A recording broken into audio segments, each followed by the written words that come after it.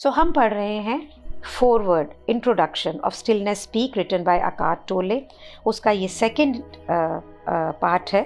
उसमें है just like the ancient sutras, पुराने सूत्रों की तरह जो हमारे पुरानतम टाइम के हैं। The writing contained with in this book are sacred. जितनी भी राइटिंग, जितनी भी लेख इस किताब के अंदर हैं वो सब पवित्र हैं। And have come out of state of consciousness we may call stillness. और उनका जन्म, उनकी अवस्था एक ऐसी चेतनता से हुई है जिसे हम कह सकते हैं स्टिलनेस, स्थिरता।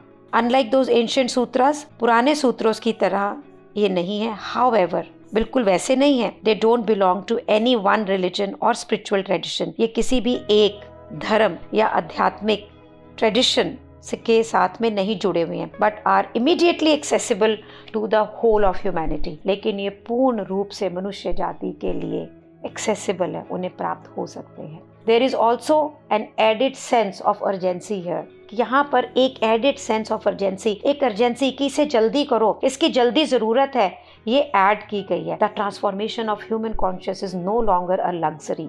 अब हम ह्यूमन कॉन्शियसनेस, हमारी चेतनता की ट्रांसफॉर्मेशन, बदलाव जो है, ये अब लग्जरी नहीं है जिसे आप आराम से कर सकें। So to speak available only to a few isolated individual. और ये ऐसी लग्जरी नहीं कि कुछ लोगों को ये पता हो, but a necessity if humankind is not to destroy itself. ये अब हमारी ज़रूरत बन गया है, अदरवाइज हम मनुष्य की जो जाति है ये अपने आप को डिस्ट्रॉय कर लेगी। मीन्स अगर हम ये चाहते हैं कि ह्यूमन जाति डिस्ट्रॉय ना हो, तो अब ये अर्जेंसी है कि हम अपनी कॉन्शियसनेस, अपनी चेतनता को ट्रांसफॉर्म करें।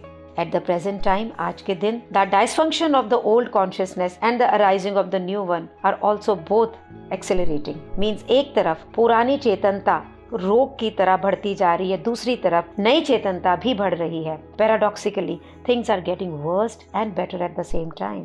अच्छाई और बुराई दोनों इकट्ठी बढ़ रही है। Although the worse is more apparent because it makes so much noise. आपको बुराइयां ज्यादा दिखती है क्योंकि ये आवाज़ ज़्यादा करती है। इसने वो कर दिया, इसने ये कर दिया, पॉलिटिकली हो गया, उसका खून हो गया, ये बीमारियां हो गई। क्योंकि ये आवाज़ ज़्यादा करती है तो ये आपको सुनती ज़्यादा है। अच्छाइयों के बारे में कौन बात करता है? क्योंकि जो व्यक्ति ट्रांसफॉर्म होता है वो तो स्टिल होता चला जाता है, स्थिर होता चला जाता है। ये book of course uses words that in the act of reading become thoughts in your mind. ये बुक ऐसे शब्दों को यूज कर रही है, जिस समय आप इसे पढ़ रहे होंगे तो ये आपके दिमाग में सोच के रूप में आएंगे। But those are not ordinary thoughts. लेकिन ये वो सोच नहीं है जो रेपिटेटिव है, जो बार बार होती है, जो नॉइजी है, जिसके आवाज में खड़खड़ है, सेल्फ सर्विंग है, जो सिर्फ अपने बारे में सोचती है, क्लैमरिंग फॉर अटेंशन, जिसे हमेशा अपना ध्यान चाहिए। ये ऐसी सोच नहीं है।